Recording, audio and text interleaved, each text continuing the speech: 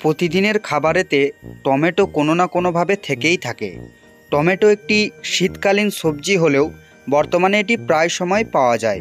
টমেটোতে 95% জল থাকে, বাকি 5% থাকে কার্বোহাইড্রেট ও ফাইবার।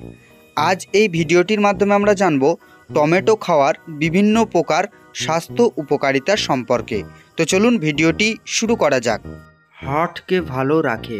টমেটোতে প্রচুর পরিমাণে লাইকোপিন থাকে, যা আমাদের হার্টের জন্য খুবই উপকারী। উচ্চ রক্তচাপ নিয়ন্ত্রণে থাকে।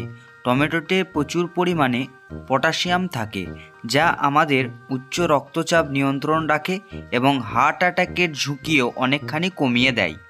ত্বককে উজ্জ্বল রাখে টমেটো।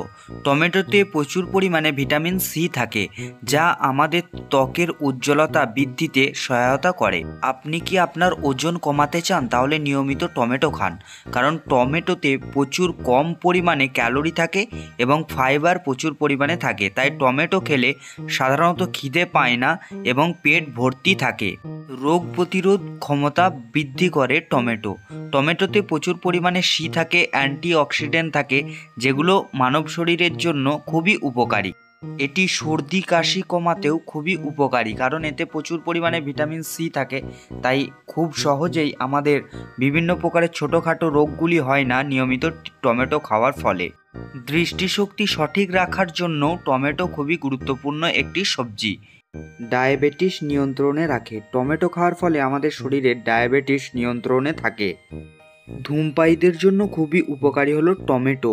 নিয়মিত টমেটো খাওয়ার ফলে টমেটোতে থাকা ভিটামিন এ ধূমপায়ীদের জন্য খুবই উপকারী। তো এই ছিল আজকের ভিডিওটি দেখার জন্য সকলকেই জানাই অসংখ্য ধন্যবাদ।